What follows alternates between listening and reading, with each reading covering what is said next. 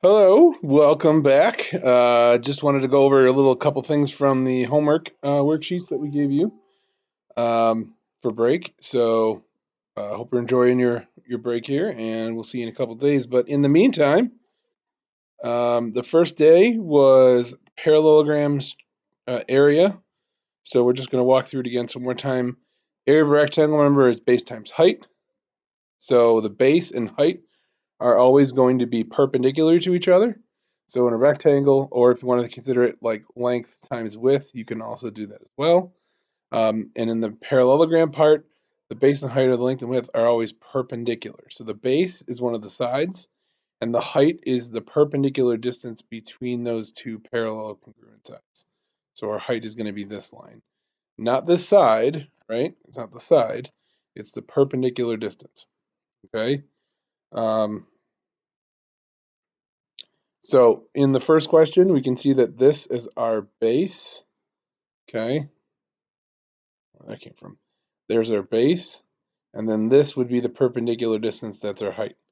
So our area is base times height, and in this case is 4 times 5, and so this is just going to be 20, and then this is inches squared, and the reason it's inches squared is we're doing inches times inches. So just like x times x is x squared, inches times inches is inches squared. All right, we can see on the next one here that this has a dotted line. So this dotted line is not part of the shape, okay? It's not part of the shape.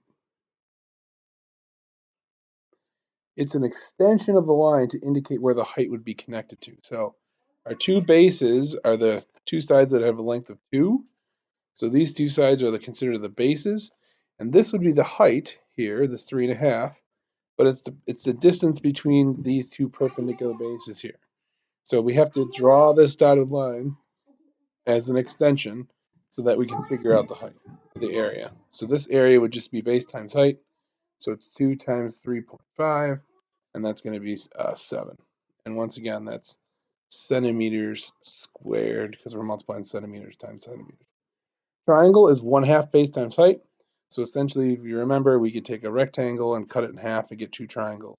That's why the area of one of them is 1/2. The base and height, once again, are perpendicular. If we're dealing with a question like number 2, where it's a right triangle, the area is essentially the product of the 1/2 the product of the two legs.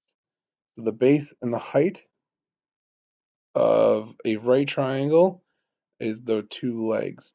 So once again, the side that's always across from the right angle is referred to as the hypotenuse. This is the longest side in the triangle. And the other two sides that are the non not across from the right angle are referred to as the legs. Okay, so we would just do 1/2 12 times 5. Here, once again, we have the dotted line. So the 12 would be our base, the 10 is our height. We would do 1/2 base times height. I'll let you guys finish those. For a trapezoid, the height is the distance between the two bases, and the bases are considered to be the parallel sides. Okay, um, so the bases are parallel, add them together. The height is the distance between, perpendicular distance between the bases. And so the area formula is 1/2 the height times the sum of base 1 plus base 2. And then you're just going to plug right in. So this is 1/2 times 10 times 16 plus 9. So this is 5 times 25. And then this is going to be 125. And then this is feet squared because it's area. All right. Same thing for the next one with the 13, 7, and 4. And then for circles, the circumference is also considered to be the perimeter. So it's the distance around the outside. So it's up there for you just in case you need a refresher on it. So perimeter is the circumference distance around the outside. The area formula is pi r squared. Remember, apple pies, cherry pies are delicious. Um, and then if you want to do the apple pies are 2, the thing you guys can work on there. But so exact area means we're going to leave in terms of pi. So we're going to leave pi in the answer. We're going to treat it like a variable. So when we're going to do the area, we're going to do area equals pi r squared. Here we know our radius is 7, so it's pi times 7 squared. So this area is 49 pi, and the circumference, if we needed it, is 2 pi r. So 2 pi times 7, and the circumference would be 14 pi. All right. There's no picture for the next one. There should be, but it's just a square, and the circle touches the sides of the square on the inside. Like you put a bowling ball inside a box here, essentially. So just if this were to touch all four sides of the square and come back up. So if the radius is 8, right, then this whole side from all the way from side to side here would be the length of the diameter, which is 16. So the circumference of the circle, right, is 2 pi r again. So 2 pi times 8. If it doesn't say what to round to, I would use our exact answer in terms of pi. The area of the circle, remember, is pi times r squared. So that's 8 squared. And this is equal to 64 pi.